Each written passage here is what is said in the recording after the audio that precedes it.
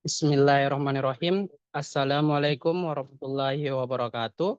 Selamat malam Bapak Ibu, selamat bergabung di materi kedua periode ke-54 LKP Konsultan Indonesia. Untuk materi pada malam hari ini terkait tentang perhitungan kalkulus matematika murni kerugian keuangan negara pekerjaan gedung. Dengan narasumber utama kita Pak Dr. Kurniawan Ilyas yang merupakan seorang PPK berkompetensi. Mungkin untuk mempersingkat waktu kepada narasumber kita Pak Dr. Kurniawan Ilyas dipersilakan. Silakan Pak.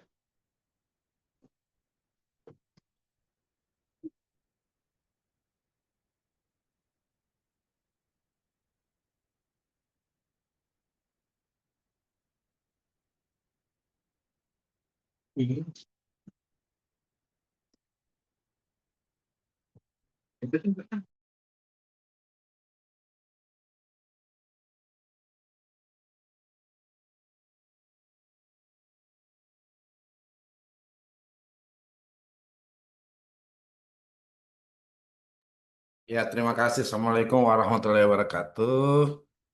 Selamat malam. Terima kasih sudah bergabung. Di room Zoom ini ada Pak Anderson. Eh, Beliau sering mengikuti webinar kita. Semoga berkah, Pak.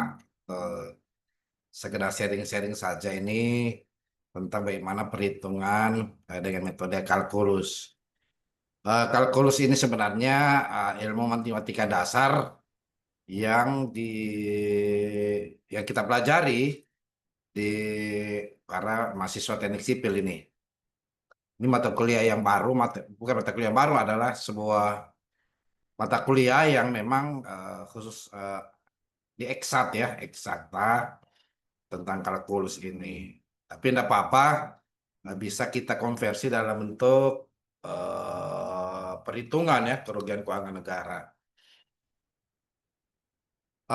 Rumusan kerugian keuangan negara ini adalah kalau kita lihat di Undang-Undang ya nomor 1 tahun 2004 pasal 1 angka 22. Kerugian keuangan negara itu atau kerugian negara yang adalah kekurangan uang ya. Jadi ada uang yang berkurang gitu.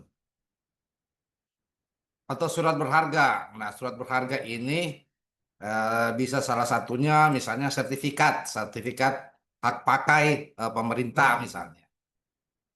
Hak pakai pemerintah atau hak milik pemerintah, barang milik daerah atau barang. Jadi barang ini ya baik itu berwujud, tidak berwujud termasuk juga bergerak dan tidak bergerak itu sendiri.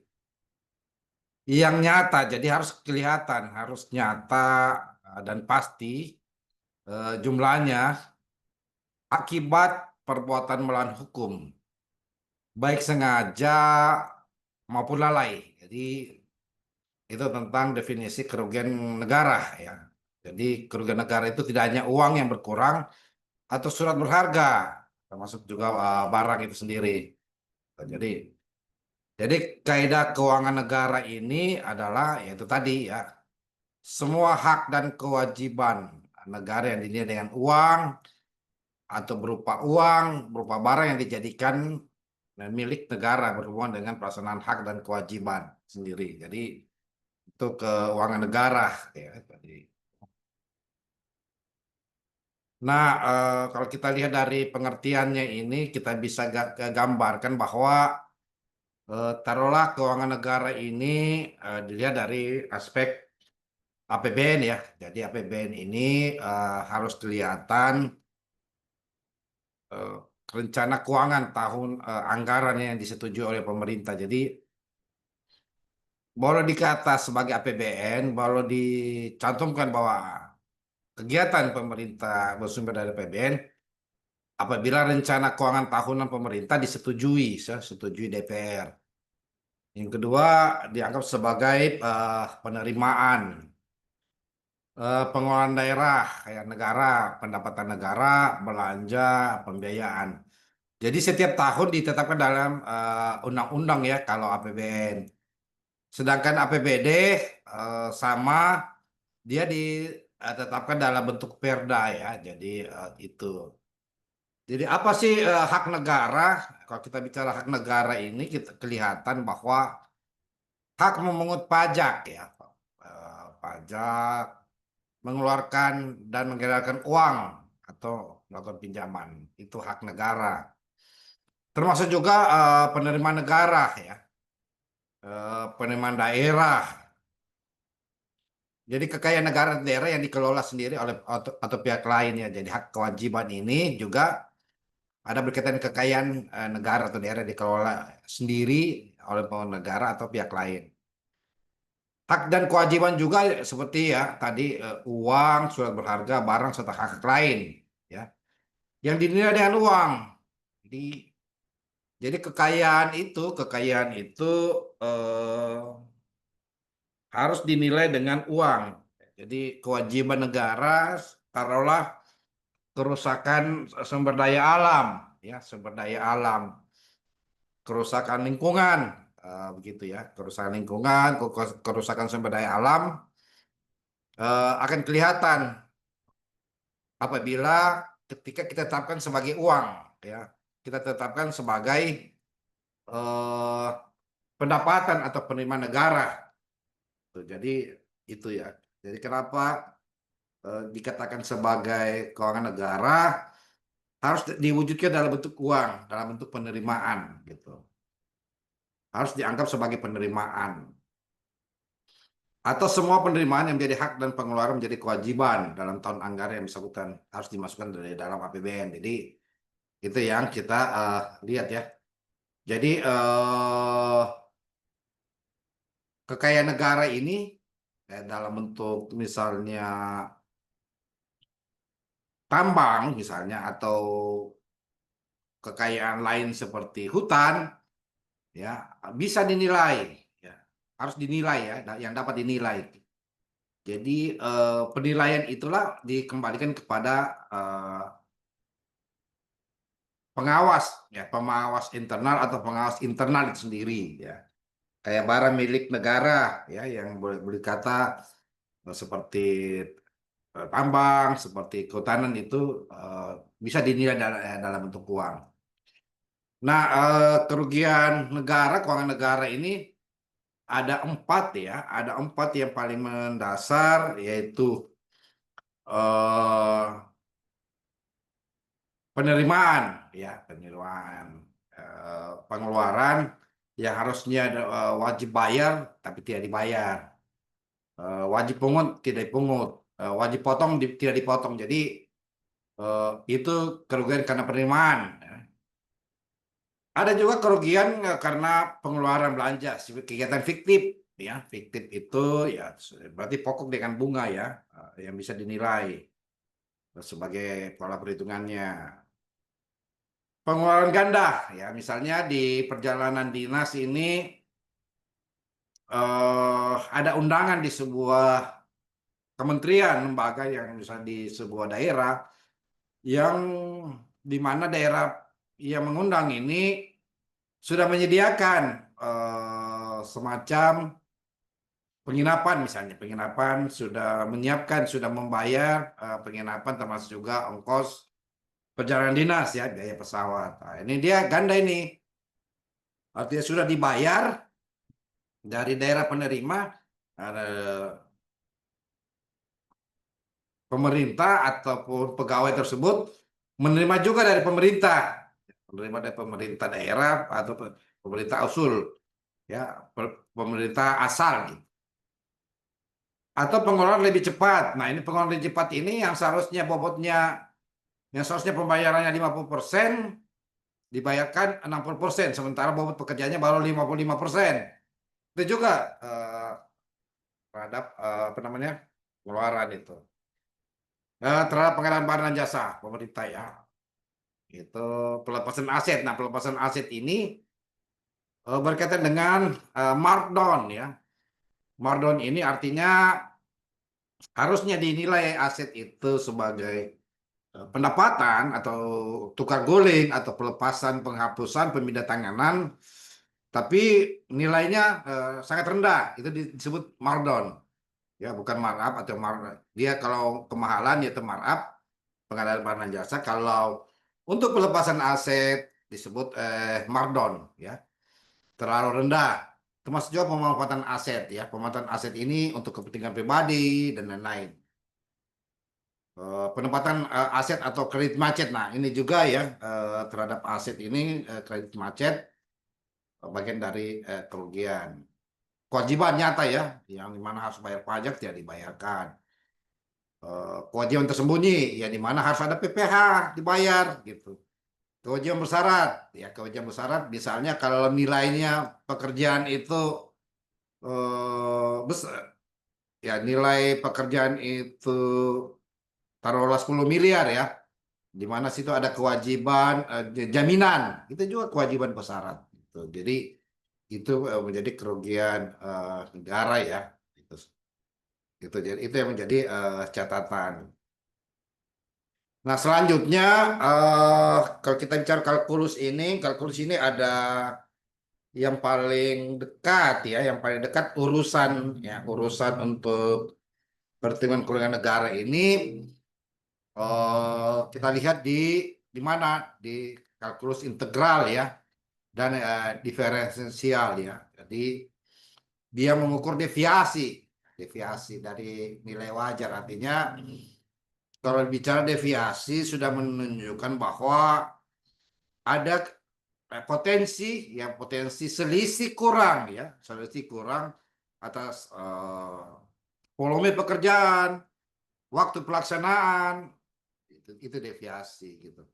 Sedangkan kalau kalkulus integral ya eksponensial ini dia berkaitan dengan nilai sekarang ya.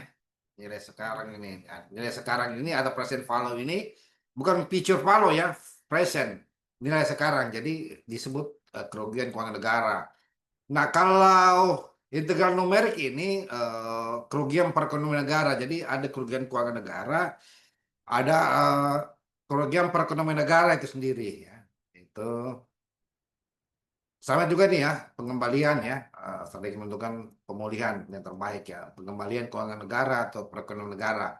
Ini harus dihitung dalam bentuk misalnya jaminan reklamasi sebenarnya itu sendiri. Nah, yang saya sampaikan bahwa yang paling dekat ya, yang paling dekat untuk urusan perhitungan kerugian negara ini kita bicara kalkulus diferensial ya, diferensial atau integral ya sama berdasarkan banyaknya transaksi. Kita tahu rumusnya, ini rumusnya. Jadi kita tidak belajar rumus ya, tapi kertas kerjanya adalah ini bukan periode ya, ini apa ya, nilai periode ini semacam simbol ya atau pernyataan saja bahwa ini item ya, item. Nah, item. Nah kalau kita bicara tentang perhitungan kalkulus integral ya secara kumulatif, misalnya item ini kerugiannya 1 juta, item pekerjaan mobilisasi persiapan misalnya gedung 1 juta, lalu kekurangannya juga pekerjaan tanah 1.200.000, termasuk juga pekerjaan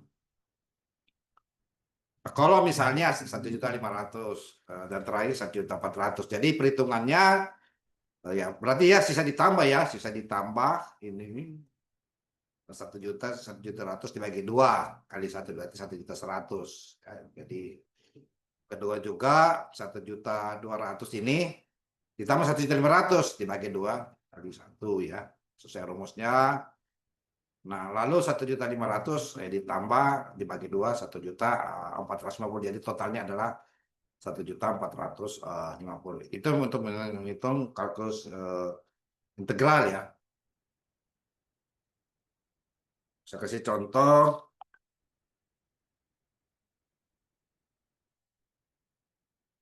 Saya kasih contoh ya. Angka itu sebenarnya saya peroleh dengan kertas kerja yang saya buat ya. Nah,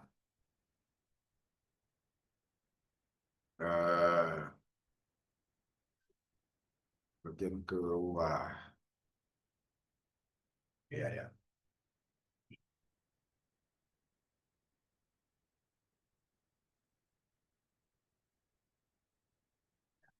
Ya, misalnya pekerjaan gedung ya, pekerjaan gedung setelah dilakukan perhitungan, ya perhitungan ditemukan bahwa untuk pekerjaan persiapan oke, berjalan jadi tidak ada kerugian. Lalu pekerjaan tanah ternyata volume volume terpasang ini atau kuantitas terpasang ya misalnya 95 ya kubik ya, berarti selisihnya yang tadinya ya direncanakan dalam kontrak adalah 67.000 ya 528, setelah diukur kubikasinya tebal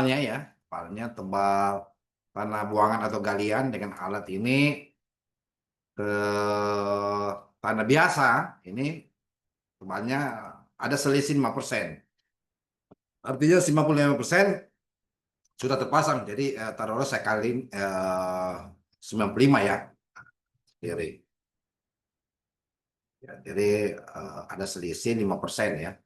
Jadi harga satuannya tetap ya 32. Jadi selisihnya saya total ya 108 juta ya. Yang tadinya 2 miliar, yang realisasi 2 miliar 162, yang realisasi terpasang 2 miliar 54 juta. Jadi ada selisih 108 gitu. Nah, termasuk juga urutan tanah padat ya, pemadatan. Nah, pemadatan ini ada koefisiennya ya. Koefisiennya dilebihkan 20% gitu. Jadi tanah itu meskipun kita tahu ukuran volume tanah, volume pemadatan taruhlah, kita harus tambah 20% sebenarnya ya. 20% karena pemadatan itu bagian dari koefisien 20% ya. 20%. Sehingga taruhlah volumenya 10.000 ya harga satuannya. Nah, di lapangan terpasang baru ketebalannya cuma 8.000 setelah dihitung ya 8.000. Berarti kan panjang kali lebar kali tingginya ya. Ada tebalnya sama harga satuannya, jadi kekurangannya kurang lebih 191 ya. Ada kerugian keuangan negara atas kelebihan pembayaran ya. Jadi total sebenarnya 299 ya.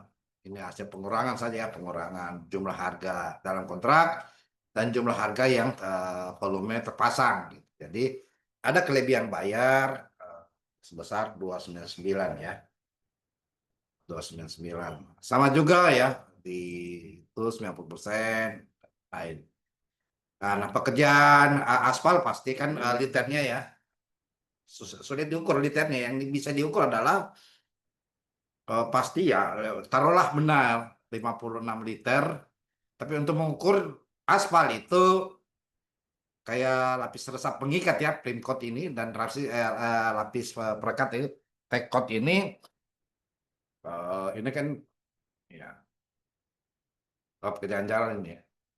Oh ya pekerjaan jalan dan gedungnya. Nah, ini sudah diukur ya beberapa aspal yang digunakan, tapi akan kelihatan dengan ketebalannya ya, ketebalan aspal konkret base-nya ya, yang harusnya 6 gitu. Termasuk juga aspal konkret dengan hamparan pematatan 4 cm gitu. Kurang tebalnya dan luasannya akan kelihatan. Jadi taruhlah 90%, pasang 90%. Jadi totalnya kerugiannya setelah dihitung adalah 1 miliar ya 214 ya. Jod sama ya kurang lebih 32 juta gitu. Jadi taruhlah volume terpasang ini ya, cuma 90%, 90, rata-rata lah taruhlah gitu.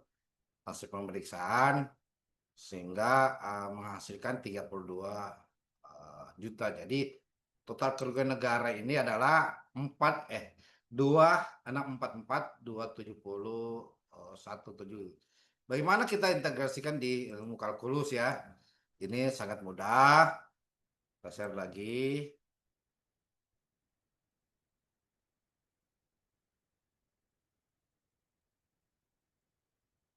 Sangat mudah ya.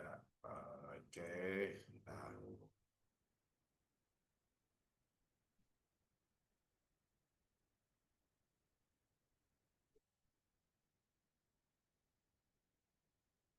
Integral ya. Kita bahas integral. Mana integral ini? Ini ya. Ini ya. Nah. Integral ya, dengan metode kalkulus integral. Kita sepakat tadi penjelasannya integral. Jadi ini rumusnya, ya ini integralnya K, T ini waktu atau periode. Selesai penjelasannya sebelumnya. Rumus di atas menunjukkan integrasi ya, kerugian terhadap waktu. Sebenarnya kerugian waktu ataupun item ya, item pekerjaan. Pekerjaan. Pekerjaan. Jadi sama-sama saja. Periode ya, ataupun item ya. Item, periode atau item ya. Ini bisa T, bisa kita periode atau item. Jadi ini simbol T ini bisa kita buat periode atau item pekerjaan. Bisa item kerugian gitu. Jadi tadi kita sudah lihat ya di tabel bahwa tidak ada kerugian yang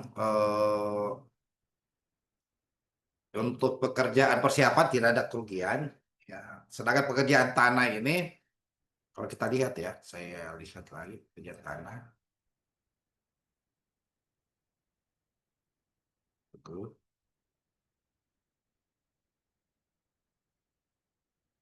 Kenapa bisa? Oke. H. Bisa nggak ini? Saya share 24 ya.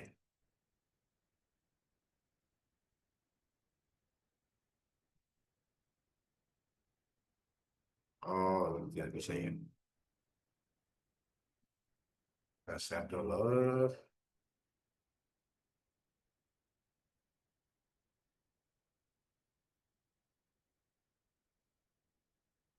Ya. Ini periode atau item ya, bisa kita. Nah, jadi sebenarnya kalau kita pakai kalkulus integral ini, kita bisa dapatkan ini ya. Ini tadi nilainya ada kan 2 miliar ya, miliar. Ini kalkulus integral ini dia menghitung berdasarkan turunan ya, devariatif ya. Jadi dengan metode Siemens-Sum ini ya, Siemens-Sum penambahan. Taruhlah nilai kerugian ini ya tadi 4 ya, 4. Kenapa dapat? Taruhlah kenapa dapat ini? Kenapa dapat ini? Berarti kan kita temukan bahwa ini tambah ini sama dengan ini ya. Dapat ini juga 1 miliar 1.300.000. Jadi hanya di persoalan di kalkulus apa namanya integral ini ya ini ya. Dari mana ini? Ini tambah ini ya. Kita coba ya. Nanti ini saya ambil kalkulator saja. Kalkulator.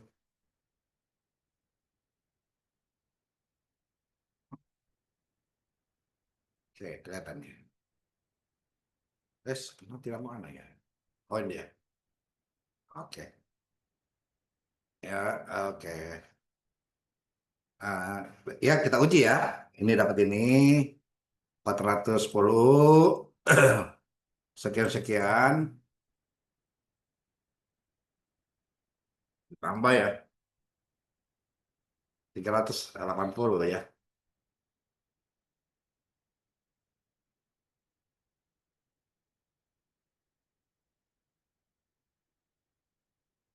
Ya, 790 ya. Nah, jadi dia ditambah sehingga menghasilkan ini ya. Jadi setiap periode sebenarnya akan menghasilkan 2 miliar ini. Ini ini bersesuaian dengan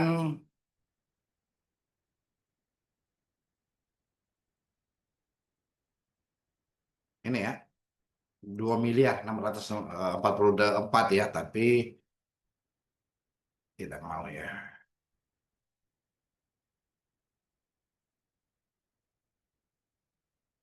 Ini ya, ini. Kenapa bisa saya bisa? Tunggu dulu, itu keras.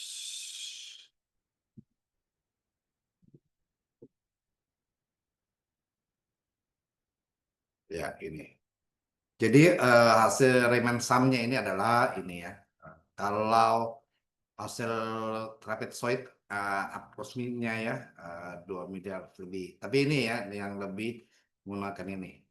Jadi 2 miliar ini memang tidak bersesuaian dengan item ya. Kalau taruhlah 2.600.000 ini terdiri dari 32 juta ya, 32 juta ini ya, 32 juta, 1.200.000, ini jumlah ya. Ini jumlah kerugian ya. Lalu kita uji benar tidak ini?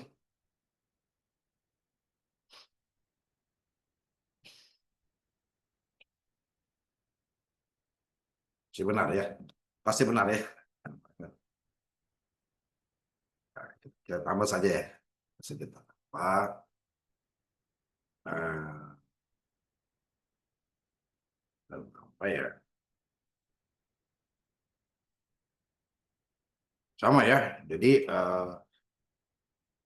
nah, kalau kalkulus ini akan melihat dari aspek yang saya jelaskan tadi, aspek waktu ya, waktu,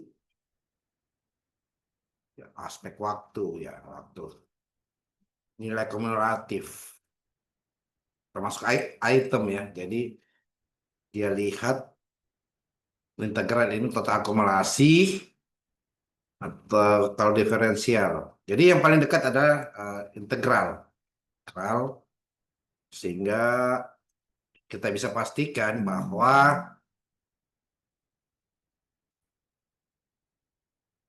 angka ini ya, periode-periode ini berasal juga sesungguhnya kalau dilihat pola ya, pola bahwa kenapa dapat 400 sekian-sekian,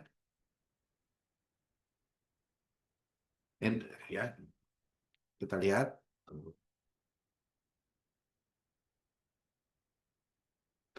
Tuh,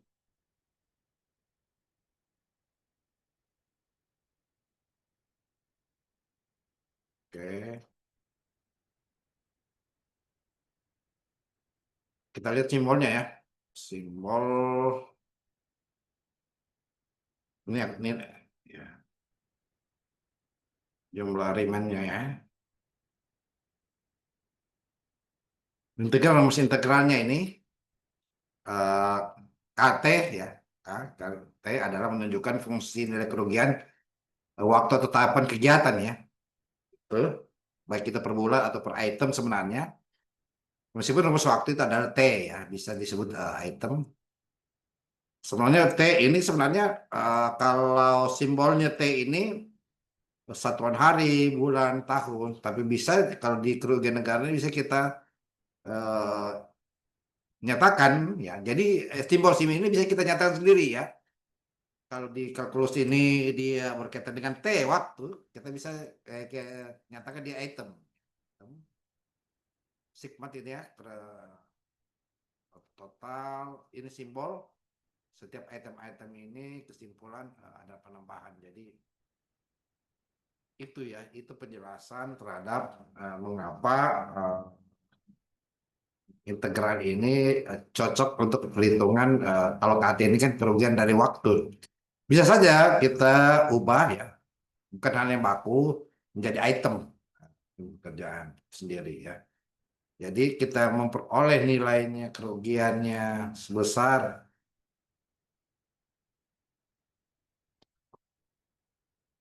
ini ya. Berarti Kalau kita tarik sebagai item atau sebagai periode waktu, yang tadinya dalam pekerjaan jalan, ya, pekerjaan tanah, ini ada dua kerugiannya kurang lebih 244.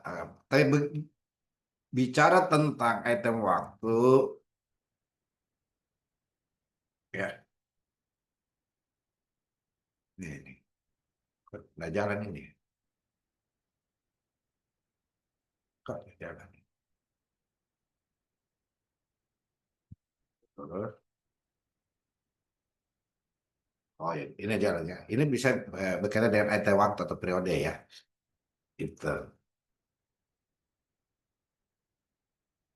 Tapi secara akumulasi dia dapat 2 miliar ya, sama presisi betul dengan eh 6 item ini periode. Kalau ini yang di Excel tadi 1, 2, 3, 4 item ya, 4 item. Tapi kalau diakumulasi sesungguhnya sama saja ya, sama saja karena ada beberapa item. Taruhlah saya kasih contoh ya. Kalau di Word yang tadi hitungannya ini kan 200 ya. Tapi ada kekurangan ini. Jadi dia bisa dikonversi dalam bentuk 400 berdasarkan item waktu. Waktunya misalnya terlambat diserahkan. Ada ada inflasi, ada eh, pokok atau bunga dan lain-lain ya. Sehingga menghasilkan 400. Tambah lagi eh 380 ya. Kalau 380 kalau kita lihat di Excel-nya ini 1 miliar ya. Miliar. Ini bisa dikonversi. Jadi kita bisa ambil kesimpulan bahwa kalau kita ingin melihat perhitungan kerugian negara, bukan kerugian negara, bisa kita pakai metode kalkulus integral dengan hasil Riemann sum ini ya, sigma dikali K1 ya, K1 ya, itu dengan rumus segini. Nilai kerugian taruh lagi ini, ya taruh lagi ini ternyata bersesuaian ya dengan di bawah gitu. Jadi nanti kalau kita mau input bisa ya, bisa input. Jadi kita bisa input item ini di dalam rumus tersebut ya. Untuk dapat 2 miliar ini 600 kerugiannya ya dari 400 ya. 400. Ini tapi dia bagi 6 periode atau 6 item. Betul. Demikian penjelasannya.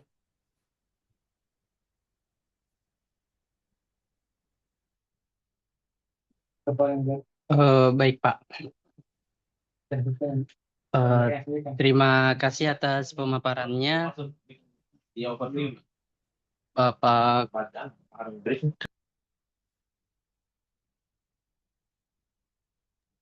Terima kasih atas pemaparannya narasumber kita Pak Dr. Kurniawan Ilyas.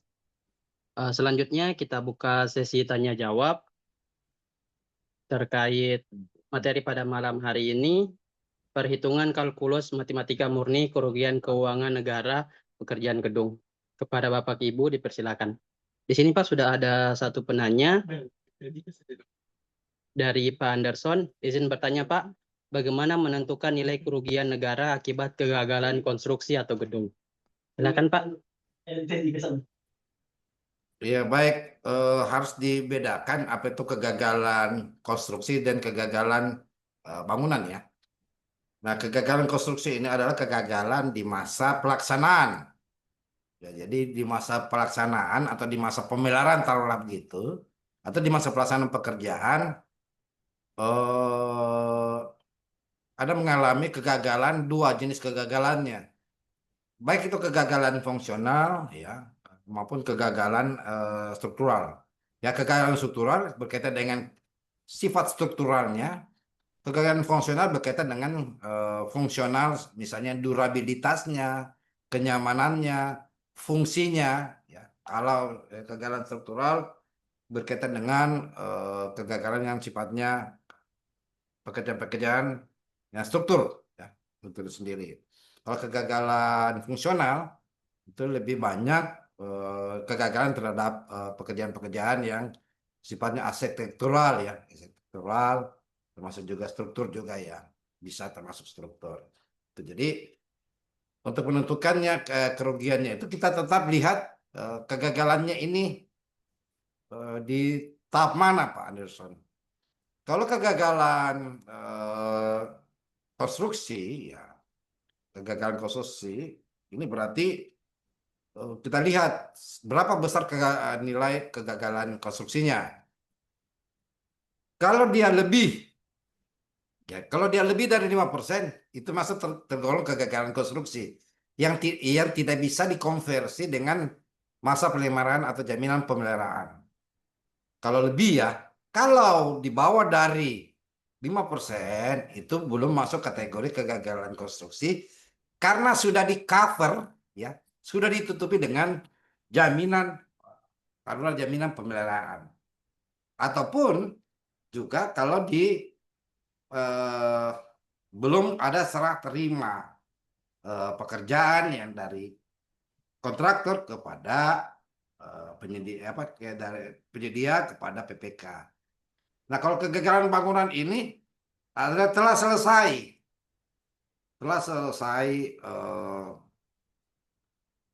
pemeliharaannya. Kalau kegagalan konstruksi ini masa kontrak dalam pembangunan atau pekerjaan KDP, ya. Sehingga untuk menilainya tentu kegagalan bangunan ini jauh lebih bisa kita pisahkan karena itu sudah akan dinilai secara keseluruhan kerugiannya, ya. Kalau kegagalan konstruksi belum bisa dinilai karena masa. Jadi ada di Undang-Undang Jasa Konstruksi itu kecuali tertangkap tangan, termasuk juga ada mengalami keruntuhan dalam pekerjaan itu boleh dihentikan. Selama pekerjaan itu mengalami kegagalan konstruksi dan tidak ada tertangkap tangan berkaitan dengan pemberian misalnya ataupun tidak menyebabkan kematian atas alasan apapun, negara atas alasan apapun APH tidak boleh menghentikan. Itu catatan itu. Atas alasan apapun APH dari manapun ini, karena ini undang-undang dari manapun itu, dari Jakarta ke dari daerah, tidak bisa menghentikan pekerjaan kecuali tertangkap tangan atau ada mengalami keruntuhan yang menyebabkan meninggal dunia terhadap pekerja, terhadap masyarakat atau lain-lain. Nah, jadi tidak ada penegakan hukum yang bisa dilakukan untuk menghentikan pekerjaan. Itu tetap berjalan. Itu. Nah, seperti banyak tetap tangan dan lain-lain itu. Itu bisa dihentikan sementara, ya. Itu, Pak.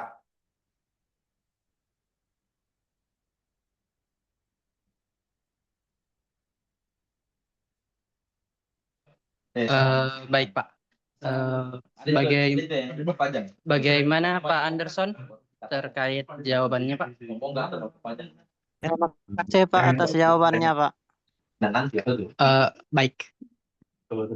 Di sini Pak ada lagi satu penanya dari Pak Andri.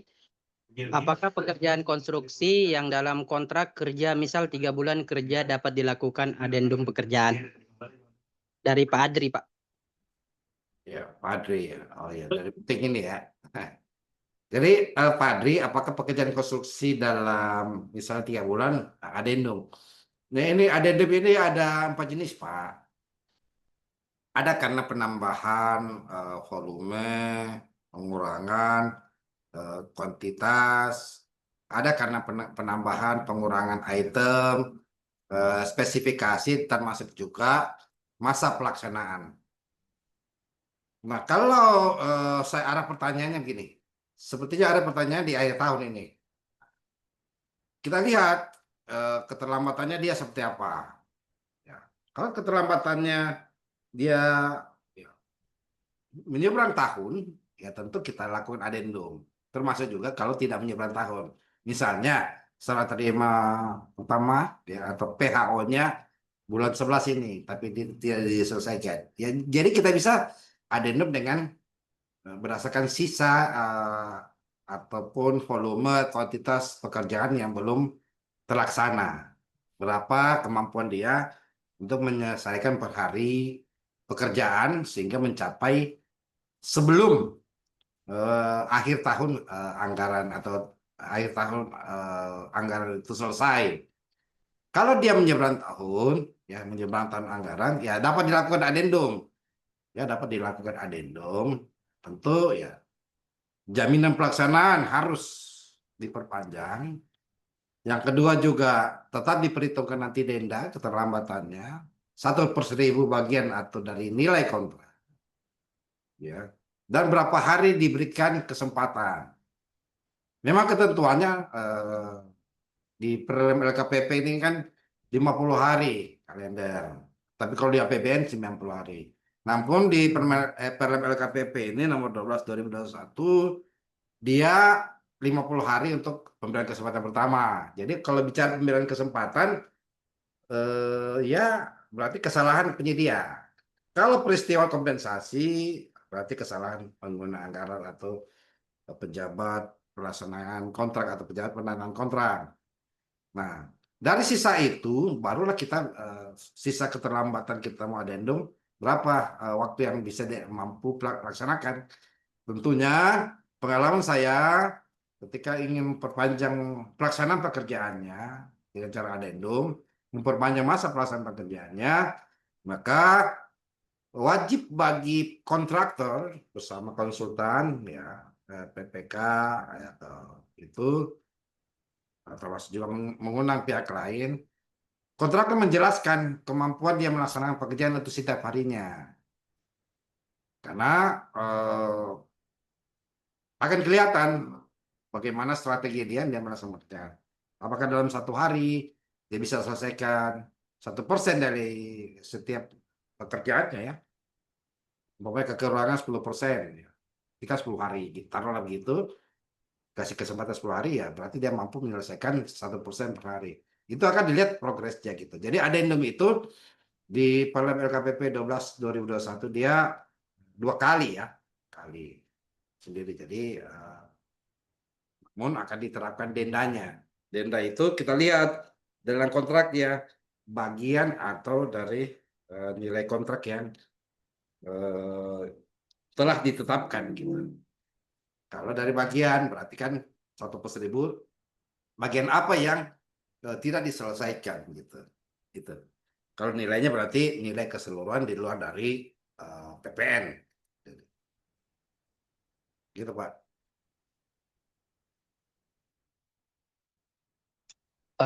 Baik Pak. Bagaimana Pak Adri mengenai jawaban dari narasumber kita? Ya, cukup. Baik, terima kasih Pak Adri dan Pak Anderson atas pertanyaannya. Mungkin Bapak Ibu masih ada yang mau ditanyakan terkait materi kita pada malam hari ini, dipersilakan. Silakan Pak Edi, Tadi apakah ada yang mau ditanyakan? Pak Laude ya? Pak Laude nih, mana videonya ini? Jadi Pak Laude Kurniawan, mirip namanya dengan narasumber. jadi ada tadi pertanyaan ya berkaitan dengan PPK ya Pak. PPK itu wajib sertifikat. Jadi kecuali dia dari KPA atau PA. Jadi siapa sih itu KPA? Ini kadang diakali oleh daerah. Jadi daerah menunjuk kepala bidang ya, menunjuk kepala bidang ya untuk menjadi menjadi KPA. Untuk mengakali Kadis tidak mau menjadi PPK, padahal kepala bidang itu bukanlah KPA. Meskipun dia diusulkan oleh kepala daerah, diusulkan oleh PA atau kepala SKPD, namun karena dia bukan unit kerja organisasi, unit kerja SKPD, maka dia tidak bisa dikategorikan sebagai KPA gitu. Meskipun ditetapkan oleh kepala daerah. Jadi PPK wajib punya sertifikat. Kalau ada narasumber bilang PPK tidak wajib bersertifikat kompetensi, narasumber itu harus harus baca aja gitu. Gitu. Jadi yang PPK harus kompetensi. Karena kenapa? Kalau tidak berkompetensi Pak, bisa hancur-hancuran pekerjaannya. Itu bisa tidak sesuai dengan ekspektasi aturan gitu.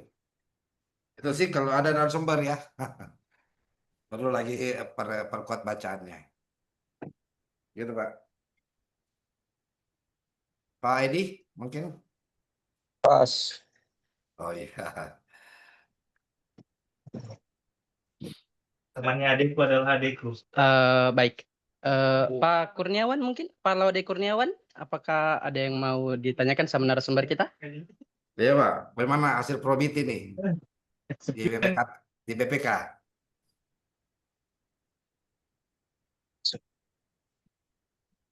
Oke, mungkin. Oke, itu saja ya. Siap. Bagaimana Bapak Ibu, masih ada yang mau ditanyakan? Bagaimana Pak Dokter? Masih Cukup, baik. Nggak ada lagi yang mau disampaikan Pak? cukup, sudah. Pas, Baik. Pak. Siap. Terima kasih Bapak Ibu atas pertanyaannya dan terima kasih narasumber atas jawaban-jawaban dari pertanyaannya, sangat luar biasa. Mungkin untuk materi pada malam hari ini kami sudahi terkait perhitungan kalkulus matematika murni kerugian keuangan negara pekerjaan gedung. Sekali lagi saya ucapkan banyak terima kasih atas pemaparannya dari narasumber dan juga pertanyaan-pertanyaan dari peserta webinar pada malam hari ini. Mungkin saya cukupkan. Terima kasih. Wabillahi taufiq wal hidayah. Assalamualaikum warahmatullahi wabarakatuh. Terima kasih Bapak Ibu. Waalaikumsalam warahmatullahi wabarakatuh. Terima kasih Bapak.